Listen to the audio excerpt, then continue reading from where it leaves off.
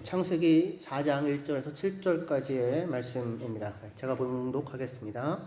아담이 그의 아내 하와와 동침하매 하와가 임신하여 가인을 낳고 이르되 내가 여호와로 말미암아 득남하였다 하니라. 그가 또 가인의 아우 아벨을 낳았는데 아벨은 양치는 자였고 가인은 농사하는 자였더라. 세월이 지난 후에 가인은 땅의 소산으로 제물을 삼아 여호와께 드렸고 아벨은 자기도 양의 첫 새끼와 기름으로 드렸더니 여호와께서 아벨과 그의 제물은 받으셨으나 가인과 그의 제물은 받지 아니하신지라. 가인이 몹시 분하여 안색이 변하니 여호와께서 가인에게 이르시되 내가 분하여 함은 어찌 됨이며 안색이 변함은 어찌 됨이냐. 내가 선을 행하면 어찌 낯을 들지 못하겠느냐. 선을 행하지 아니하면 죄가 분해에 엎드려 있느니라. 죄가 너를 원하나 너는 죄를 다스릴지니라. 아멘. 창세기 4장 1절에서 7절까지 본문으로 가인과 아벨 하나님께 나아가는 자라는 제목을 함께 말씀 나누겠습니다. 에베소서 하고 있는 중인데 잠깐 멈추고 가인과 아벨 하나님께 나아가는 자라는 제목으로 창세기 말씀을 살펴보려고 하는데요. 창세기 전체에 있어서의 깊은 구조를 다 밝혀가지고 이 말씀을 살펴보려고 하는 의도라기보다 물론 본문을 저희가 잘 따라갈 것입니다. 하지만 저희가 지난주에 나누었던 말씀인 거래로 하나님을 상대하는 게 아니라 은혜 앞에 믿음으로 하나님께 나아갈 때 그리고 하나님을 바르게 예배할 수 있다라고 하는 것을 지난주에 저희가 살펴보았는데 그 내용을 이 가인과 아벨의 예배, 제사라고 하는 부분을 좀 살펴보므로 좀 더 구체적으로 확인하고자 오늘 창세기 말씀을 좀 전하려고 합니다. 가인과 아벨 두 사람이 하나님께 나아가서 제사를 드려요. 근데 하나님은 아벨과 그의 제물은 받으시고 가인과 그의 제물은 받지 않으셨습니다. 이게 이제 문제 상황이 생겨요. 그로 인하여서 하나님이 누구는 받고요, 누구는 안 받았다라는 거죠. 만약 하나님이 둘 다 받거나 둘 다 안 받았다면 그러면은 좀 상황이 달랐을 거예요. 문제가 없었을 겁니다. 만약 하나님이 두 사람의 제사를 다 받았다면 그야말로 아무 문제가 없죠. 둘 다 받지 않았다면 한편 인간의 입장에서는 절망일 수도 있는데 하지만 두 사람 입장에서는 둘 다 안 받은 거니까 또 큰 문제가 없었을 수도 있습니다. 그런데 하나님은 누구는 받고 누구는 받지 않으셨던 겁니다. 왜 아벨만 받았는가? 왜 가인은 받지 않았는가? 그 이유는 뭔가? 사람들은 묻고 또 묻습니다. 그런데 사실 창세기는 하나님께서 어찌하여 가인은 받지 않고 어찌하여 아벨은 받았는가에 관심하기보다 그게 만약에 관심이라면 직접적으로 그냥 한 문장을 써주면 되잖아요. 하나님이 아벨은 이래서 받았고 가인은 이래서 안 받았다 이렇게 하면 되죠. 그렇죠? 근데 그런 이야기가 명시적인 이야기를 하지 않고요. 창세기의 관심은 그것보다 하나님이 누구는 받고 누구는 받지 않은 이런 하나님이 그렇게 하시잖아요. 그렇죠? 그러니까 그 하나님의 행하심에 대한 가인의 반응. 가인이 분노하죠. 그죠? 그리고 그 가인의 분노를 만나고 하나님이 찾아오셔서 가인에게 뭔가 말씀해 주시죠. 그 이야기 쪽에 훨씬 더 많은 관심을 가지고 그것을 통하여 하나님이 우리에게 무언가를 들려주고자 하십니다. 그러니까 창세기가 들려주고자 하는 거는 하나님이 왜 가인은 안 받고 왜 아벨은 받았는가 보다 우리는 그게 관심이 있을 수 있는데 성경은 오히려 하나님이 그렇게 행하신 것으로 인하여 벌어진 사건, 가인의 분노와 그것에 대한 하나님의 반응, 그죠? 그걸 통해 우리에게 무슨 이야기를 들려주고 싶어 하는 것이 창세기보다 깊은 의도, 하고자 하는 내용이 담겨 있어 보입니다. 그런데 사람들은 성경이 무슨 얘기를 하려고 하는가라고 하는 것을 듣기보다는 자기가 일단 궁금한 거, 자기가 알고 싶은 거를 알고 싶고 듣고 싶잖아요. 그래서 자기의 물음을 가지고 성경을 향하여 답을 하라고 자꾸 이렇게 이야기를 합니다. 그러면 엉뚱한 대답을 들을 수 있습니다. 왜냐하면 성경이 이야기하려고 하는 바가 무엇인지를 따라서 성경을 읽어야 그 하고자 하는 이야기를 듣게 되죠. 그죠? 그럼에도 불구하고 우리가 자꾸 이렇게 묻는 것은 왜 받았는가, 왜 누구의 제사는 받고 누구는 안 받았는가 라고 묻게 되는 것은 과연 나의 제사는, 나의 예배는 하나님께 받아들여질 만한가? 어떻게 하면 하나님이 받으시는 제사를 드릴 수 있나? 하나님은 어떠한 제사를 받으시나? 100% 성경하는 예배의 비결은 뭔가? 이런 형태가 우리들에게 중요한 물음일 수도 있고, 그래서 오랫동안 이걸 물어봤고 그에 답하려는 여러 시도들이 있어 왔습니다. 저희는 오늘 그런 이제 어떤 물음들이 있었고 어떻게 답을 해왔는가라고 하는 거는 안 하고요.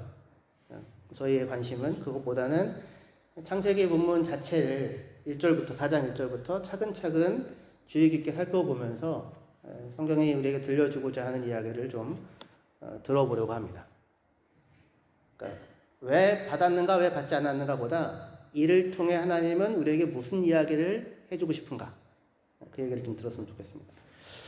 먼저 눈에 띄는 것은 창세기 4장 1절 같이 한번 읽어보실까요? 같이 읽겠습니다. 시작. 아담이 그의 아내 하와와 동침하매 하와가 임신하여 가인을 낳고 이르되 내가 여호와로 말미암아 등남하였다 하니라. 이렇게 시작돼요. 그러니까 가인과 아벨의 이야기가 아담이 가인과 아벨을 낳았는데 두 사람이 하나님께 제사를 드렸고 하나님이 가인은 안 받고 아벨을 받았다. 이렇게 안 되고요. 그렇게 되는 게 아니라 먼저 4장 1절에 아담이 그의 아내 하와와 동침하였고 하와가 임신하였고 가인을 낳았어요. 그리고 말을 합니다.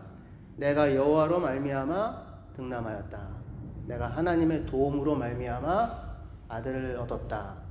내가 하나님이 함께 하심으로 말미암아 아들을 얻게 되었다. 이렇게 지금 얘기를 하고 있어요. 이렇게 시작이 됩니다. 이게 지금 창세기 4장 1절이에요. 그럼 그 이전에는 무슨 일이 있었습니까? 창세기 3장이 있었죠. 창세기 3장에 아담과 하와가 범죄하고 에덴에서 쫓겨나게 되잖아요. 그리고 나서의 이야기예요. 그리고 나서 범죄하고 쫓겨난 이후에 첫 장면, 첫 묘사인데 무엇으로 시작되냐면 아담이 아내 하와와 동침하여 임신하였고 아이를 낳았다 라고 하는 말로 시작이 돼요. 그리고 그 이름을, 첫째 아들의 이름을 가인이라고 짓게 됩니다. 가인이라는 말은 그러니까 아담과 하와에게 있어서는 기쁨의 탄성인 거예요. 최초로 사람이 사람을 낳게 됩니다. 생명을 낳는 일이죠. 그렇죠? 우리는 가인에 대한 부정적인 이야기를 늘 들어와서 가인하면 나쁜 놈이라는 생각이 먼저 들겠지만 가인이라는 이름은 사실은 인류가 낳은 첫 생명에게 붙여진 이름으로서 아담과 하와 입장에서는 기쁨과 감사와 기대가 담겨있는 이름입니다. 가인이라는 이름의 뜻은 얻었다라는 거예요. 그래서 I have gotten 이렇게 얘기하죠. I have gotten a man. 여기 gotten이 가인이라는 이름이 나오는 그 근원입니다. 얻었다라는 그런 뜻이에요. 근데 가인을 얻었는데 누구의 도움으로 가인을 얻게 되었습니까? 하나님의 도움으로 아들을 얻게 되었어요. 그렇게 고백을 해요. 그죠? 하나님이 우리와 나와 함께 하셔서 얻게 된 아들이라는 이름을 담아서 가인이라는 이름을 짓게 됩니다. 그러니까 가인이라는 그 이름은 범죄하여 쫓겨난 사람에게 하나님께서 함께 하셔서 얻게 해주신 첫 번째 아들이 되는 거예요. 기쁨의 동산이 에덴에서 쫓겨나서 평생을 수고하며 땀을 흘리며 땅을 갈다가 결국 흙으로 돌아가는 인간에게 하나님께서 주신 약속이 있었어요. 여인의 후손에 대한 약속. 여인의 후손을 통해 그들의 상황을 다르게 하고 구원할 것이다 라고 하는 그 약속을 주셨는데 그 약속이 실현될 것이라고 하는 것에 대한 일종의 증거가 가인인 거예요. 그러니까 아담과 하와에게 있어서 그 아들은 정말로 큰 기쁨과 기대가 될 수 있는 겁니다. 우리가 범죄하여 정령 죽으리라고 했는데 그런데 하나님이 허락하신 그 약속, 여인의 후손을 통하여 내가 너희의 상황을 다르게 할 것이다 라고 하는 약속대로 우리가 아이를 낳았구나 이렇게 되는 거죠. 그래서 아담이 그 이야기를 듣고 범죄하고 하나님의 이야기를 약속의 말씀을 듣고 거기에 물론 징벌에 대한 죄의 결과에 대한 이야기도 있지만 어떻게 알아듣냐면 하나님이 우리에게 그럼에도 불구하고 우리에게 생명을 약속하시는구나 라고 알아들어요. 그래서 자기 아내의 이름을 하와라고, 생명이라고 이름을 짓게 돼요. 그러니까 하나님의 그 이야기에는 한편 인간의 절망적인 상황과 동시에 그런 상황에 대해서 하나님이 어떠한 일을 행하실 것인가에 대한 약속이 담겨져 있는 거예요. 여인의 후손에 대한 약속, 생명에 대한 그 약속. 그런데 그 아담과 하와가 쫓겨난 이후 첫 4장 첫 시작에 동침하여 임신을 했어요. 생명이 생겼습니다. 그리고 아이를 낳게 됐어요. 그러니까 이건 뭡니까? 하나님께서 우리에게 대하여, 우리는 범죄하여 죽음에 처했는데 하나님께서 생명의 어떤 새로운 일을 시작하실 것이라는 그 약속이 정말로 이루어지겠구나라고 하는 그 하나님의 은혜가 거기 실현된 증거로 이해할 수 있는 거잖아요. 그렇죠? 그러니까 가인이라고 하는 이름은 정말로 큰 기대의 대상이었습니다. 인류가 지금까지 낳은 첫째 아들이에요. 아담과 하와의 첫째 아들일 뿐만 아니라 인류가 지금까지 낳은 아들 중 첫째 아들로서 인류의 장자라고 할 수 있는 사람이 가인이었어요. 모든 기대의 대상. 근데 그에 비해 아벨은 어떤 자였습니까? 4장 2절에 그가 또 가인의 아우 아벨을 낳았는데 아벨은 양치는 자였고 가인은 농사하는 자였더라. 이렇게 되어져 있습니다. 그래서 그가 아벨을 낳았다라고 했는데 그 아담이 아니고요. 그녀입니다. 하와. 그녀가 또 아들을 낳아요. 그렇게 성경이 표현합니다. 가인이 있고 가인에 더하여서 그에 덧붙여서 그의 형제를 또 낳습니다. 그의 형제를 낳아요. 가인을 낳고 그의 형제를 낳는 겁니다. 첫째를 낳고 둘째를 낳고 그런 거예요. 보통 첫째가 둘째는 안 중요하다는 얘기가 아니고요. 저도 둘째입니다. 저희 누나가 있고 둘째인데 보통 그래도 첫째가 낳은 후 둘째가 있고 그렇죠? 첫째가 온갖 것이 새롭고요. 그리고 둘째는 그 다음에 또 낳은 그렇게 되죠. 그래서 지금 여기서도 그렇게 가인을 낳고 그리고 왜 가인이라고 이름을 줬는지도 얘기를 해주는데 둘째는 가인에 더하여 또 낳았다 이렇게 지금 얘기를 하고 있어요. 그게 둘째의 어떤 아들 아벨이었습니다. 둘째의 이름이 아벨이었는데요. 히브리어 발음으로 표현하면 헤벨이라고 해요. 헤벨. 근데 이 헤벨이라는 말을 우리는 어디서 제일 많이 만나게 되냐면 전도서에서 만납니다. 전도서에서 헛되고 헛되며 헛되고 헛되니 모든 것이 헛되도다. 유명한 구절이죠. 근데 그게 히브리어로는 헤벨이고 헤벨이니 헤벨이고 헤벨이니 모든 것이 헤벨이다. 그런 말이에요. 그러니까 아벨이고 아벨이고 아벨이고 아벨이니 모든 것이 아벨이다. 이런 말 같은 거예요. 헛되고 헛되며 헛되고 헛되니 모든 것이 헛되도다. 이렇게 얘기하고 있어요. 그러니까 아벨이라는 말은 원래 헛됨, 안개, 무, 없음, 가치 없음, 소용 없음, 쓸모 없음 뭐 이런 의미를 갖고 있는 말이에요. 근데 왜 둘째 아들의 이름을 이렇게 지었는지는 모르겠어요. 성경에 안 나와요. 첫째 아들 가인이라는 이름을 왜 가인이라고 지었는지는 나오죠. 하나님이 도와주셔서 얻게 되었다. 하나님이 함께 하셔서 얻게 되었다. 그 이름을 지은 그 기대가 소망과 감사와 기쁨이 담긴 것으로 가인이라는 이름에 대한 설명이 나오는데 둘째는 모르겠어요. 왜 이렇게 짓게 되었는지 설명이 없으니까. 하지만 그렇게 지금 소개가 됩니다. 첫째와 둘째가. 이 둘은 서로가 비교하여 소개가 되는데 아벨은 양을 치는 자로 그리고 가인은 농사하는 자로 소개가 돼요. 그렇죠? 2장 2절 후반부예요. 근데 이 말은 다만 직업을 나타내는 말이 아니에요. 그러니까 예를 들면 아벨은 목동이었고 가인은 농부였다. 그런 얘기가 아니고요. 그렇게 표현 안 하고 아벨은 양을 치는 자였고 가인은 땅을 경작하는 자였다. 그렇게 돼 있어요. 땅을 경작하는 자. 그런데 당시에 아담과 하와는 유목을 통해서 먹고 살았습니까? 아니면 농경을 통해서 먹고 살았습니까?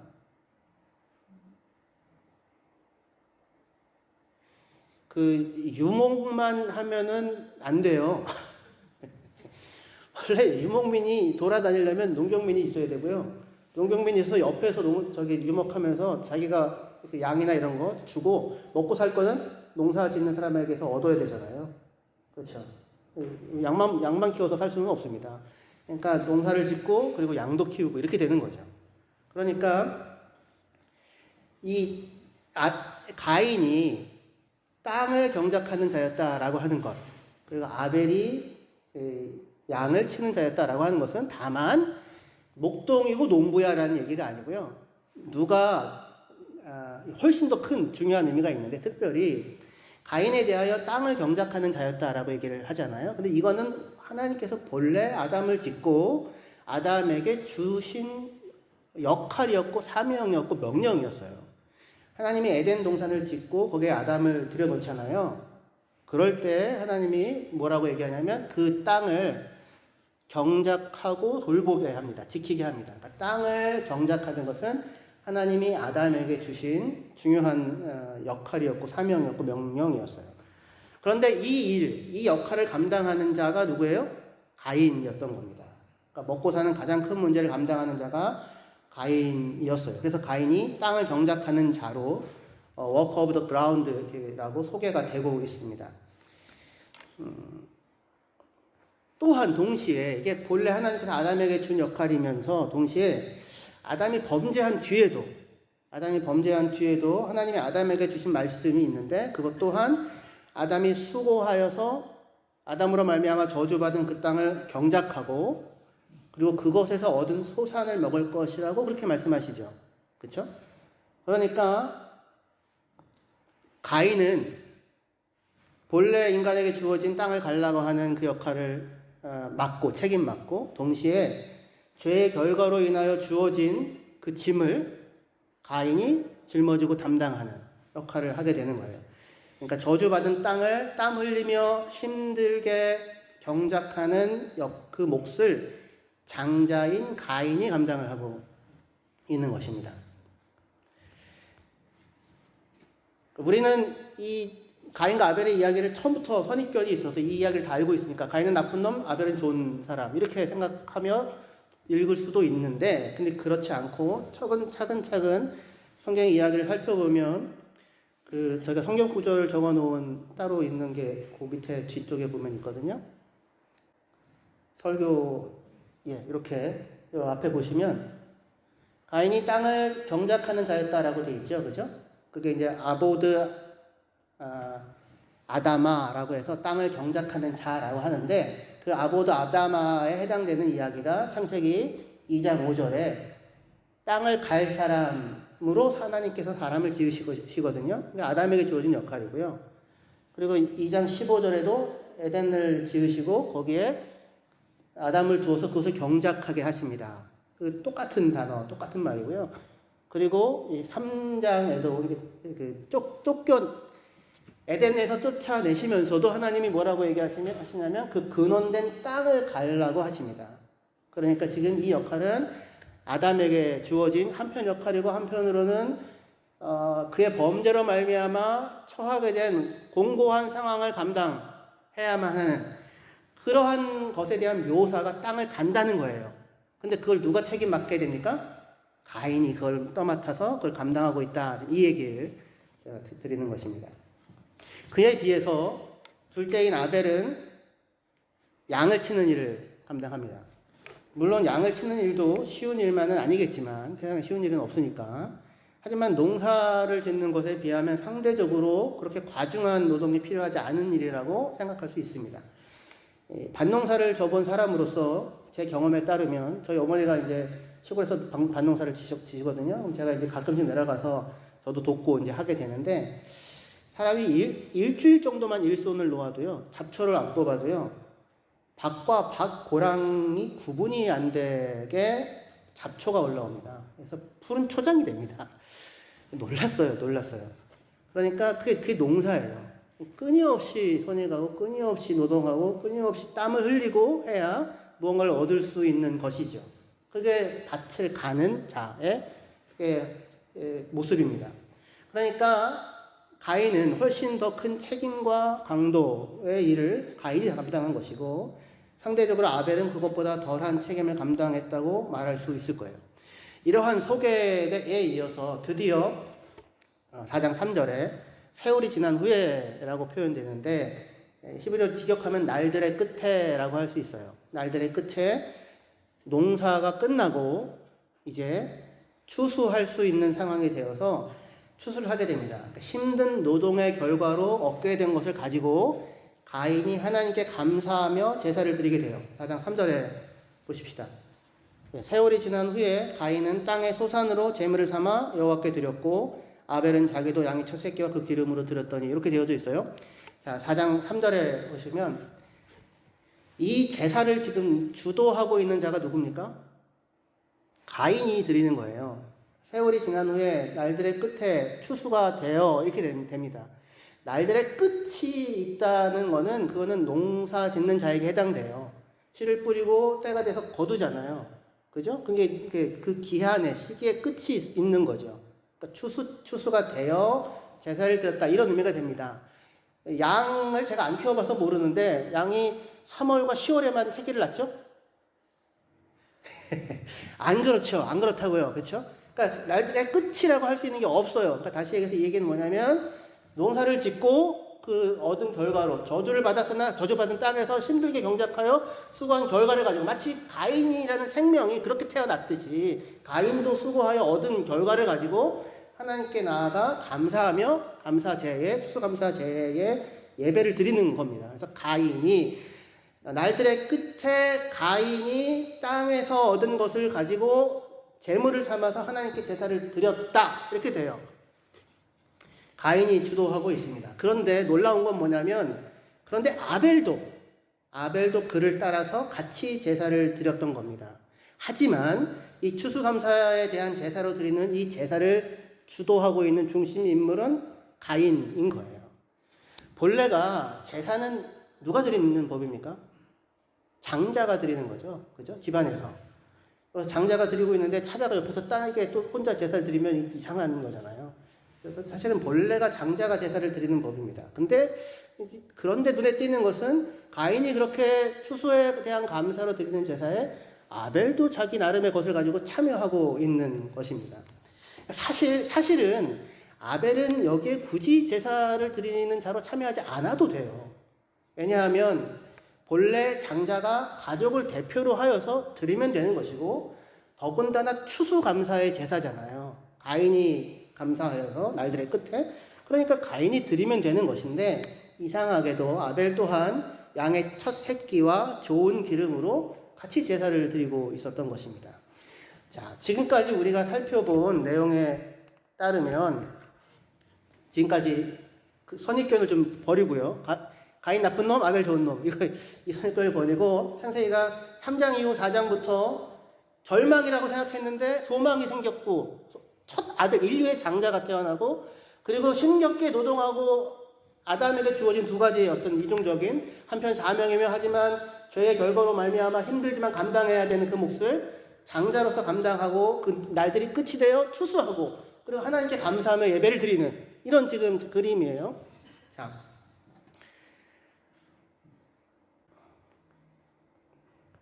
그래서 지금까지 우리가 살펴본 창세기 내용에 따르면 우리가 충격을 받아야 되는 건 이거예요. 어떻게 보면 하나님께서 가인의 제사를 받지 않고 있는 자리에서 우리는 충격을 받아야 되는 겁니다. 왜냐하면 지금까지 살펴본 내용에 따르면 하나님이 가인의 제사를 받지 않을 아무런 이유가 없어 보여요. 그런 암시도 설명도 그 앞에 문단에는 나타나지 않습니다. 그런데 기이하게 하나님은 가인을 받지 않고 아벨을 받고 있었던 것입니다. 여기가 우리가 좀 충격을 받아야 되는 부분인 거예요. 우리는 보통 늘 익숙해서 가인은 안 받고 아벨은 받았다라고 하는 걸 처음부터 알고 있기 때문에 얘는 나쁜 놈, 얘는 좋은 놈. 가인은 그냥 하찮은 거 정성도 없이 그냥 함부로 드렸고 아벨은 아주 소중한 게 키운 것 막 감사를 가지고 그런 진실한 마음으로 드렸으니 하나님 받았다 안 받았다 이런 식으로 우리는 생각을 하곤 하잖아요. 그렇죠? 근데 그거는 우리가 갖고 있는 나름의 것들 보다 집어넣고 읽는 것이고요. 성경을 통해서 차근차근 읽어보면 오히려 우리가 놀라야 하는 겁니다. 하나님이 어찌하여 가인의 제사를 받지 않았지? 이렇게요. 자, 근데 어떻게 여러분들 하나님이 가인을 받지 않고 아벨을 받았다고 했는데 그거 어떻게 알 수 있었을까요? 하늘에서 불이 임했는데 가인의 제단에는 불이 안 내리고 아벨의 제단에만 불이 내렸을까요? 성경에 그런 얘기는 없어요. 어떻게 알았지 도대체? 누구는 받고 누구는 받지 않았다는 것을 창세기 4장 4절에서 5절 한번 보실게요. 여호와께서 4장 중간부터 보십시다. 여호와께서 아벨과 그의 제물은 받으셨으나 가인과 그의 제물은 받지 아니하신지라. 가인이 몹시 분하여 안색이 변하니. 이렇게 되어 있어요. 우리 성경에서는 하나님께서 아벨과 그의 제물은 받으셨으나 가인과 그의 제물은 받지 않았다라고 그렇게 번역이 되어져 있지만 사용된 원래 히브리어 단어는 주목하여 보다라는 의미를 갖고 있는 말이에요. 샤라고. 주목하여 보다. 그러니까 하나님께서 아벨과 아벨의 제물은 보고 계셨는데, 주목하여 보셨는데, 뭐는 안 봤어요? 가인과 가인의 제물은 안 보고 있었던 거예요. 그러니까 이거 안 봤다고 생각할 수도 있지만, 하나님의 시선이 누구를 향하고 있었다는 겁니까? 아벨에게 향하고 있었다는 거예요. 그러니까 여기가 지금 뜻밖의 장면인 거예요. 지금까지 이어져 온 가인은 누구예요? 모든 기대를 한 몸에 받고 있는 사람이고 장자이고 힘들고 어려운 일들을 책임지고 감당해왔던 사람이고 추수의 감사이고 제사의 주체이고 그래서 예배를 드리고 있는 거예요. 그죠? 그래서 당연히 하나님의 시선이 누구를 향하고 있어야 돼요? 당연히 가인을 향하고 있어야 되는 거죠. 그런데 놀랍게도 뜻밖에도 마주치는 그 장면은 뭐냐면 하나님의 시선이 누구를 향하고 있어요? 아벨을 향하고 있는 거예요. 아벨도 와서 드렸더라라고 하는 그 아벨에게. 근데 이거는 하나님의 가인에 대한 외면입니까? 은혜랑 윤희가 큰 딸이죠. 윤희가 둘째 딸이고요. 세배를 하는데 그 집사님의 눈이 만약에 은혜를 이렇게 향하고 있으면 그러면은 윤희에 대한 외면이에요?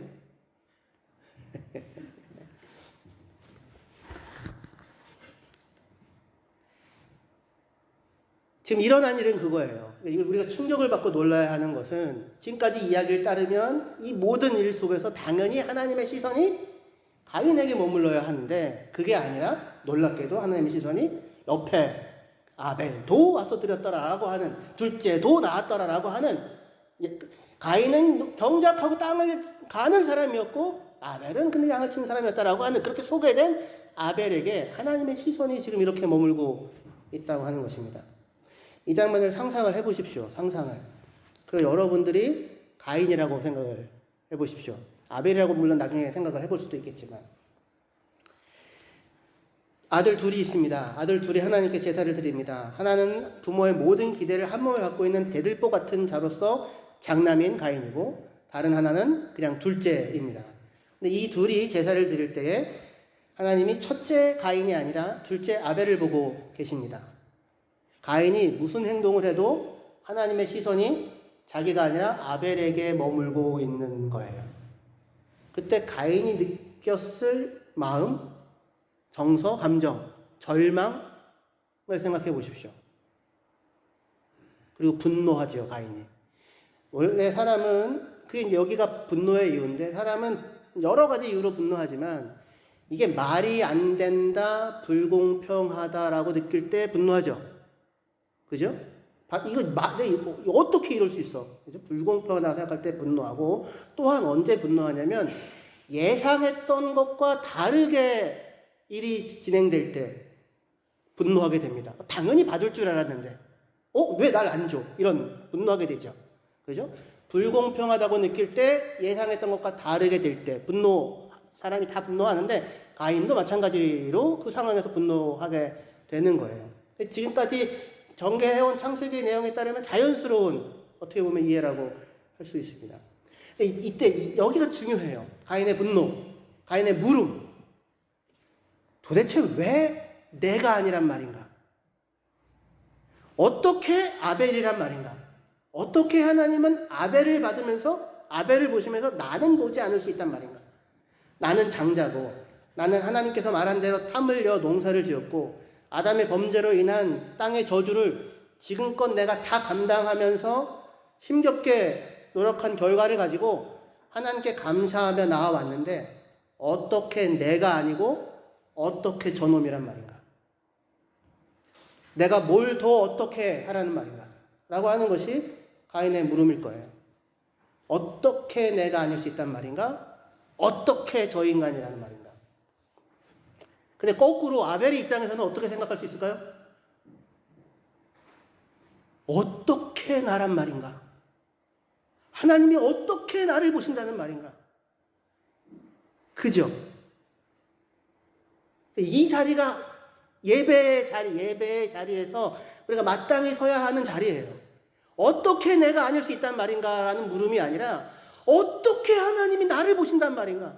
어떻게 나일 수 있다는 말인가?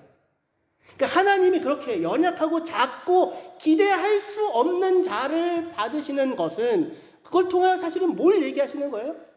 나는 너희가 뭔가를 주고 뭔가를 만들어내어서 비로소 너에게 반응하는 벌의 신이 아니라, 그게 아니라 스스로 돕는 자를 도와주는 자가 아니라 스스로 도울 길 없는 자를 돕는, 그를 기꺼워하고 그를 받고 그에게 은혜를 주고 그를 사랑하는 자가 나다라고 하는 것이, 이 이야기를 통하여 사실은 우리는 들을 수 있어야 하는 것입니다.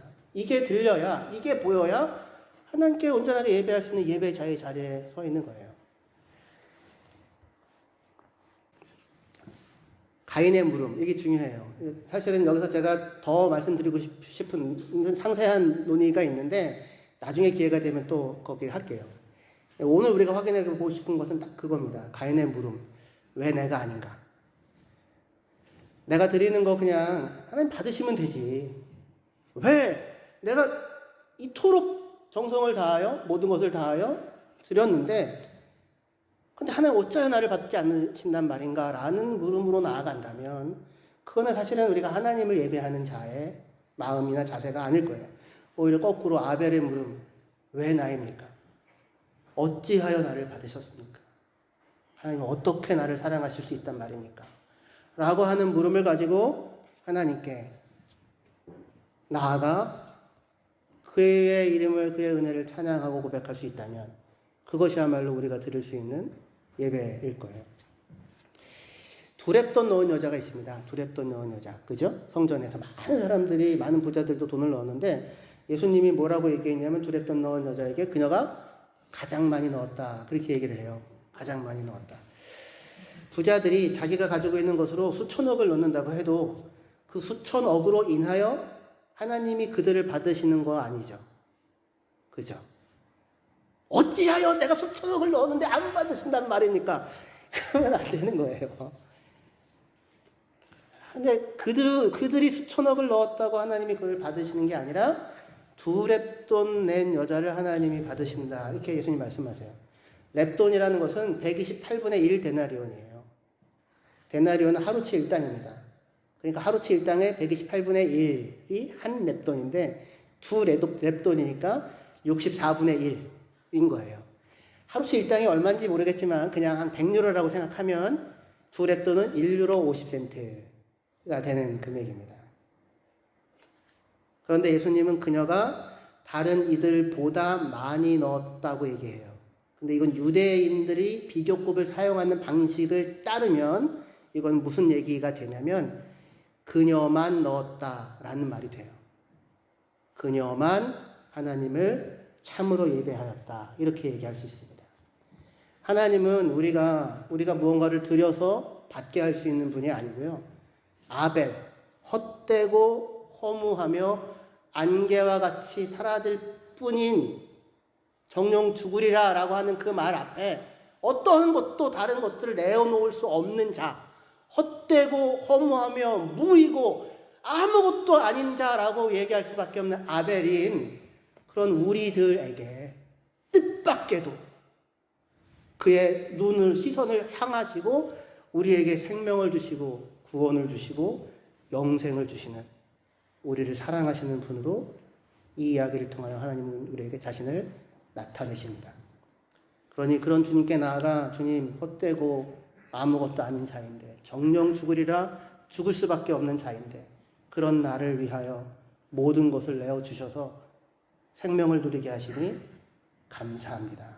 하나님 당신이 나의 모든 것입니다. 라고 하는 그 고백을 우리의 삶 전체를 향하여 드릴 수 있다면 이것이 하나님께서 기뻐 받으시는 우리가 드릴 수 있는 합당한 예배일 것입니다.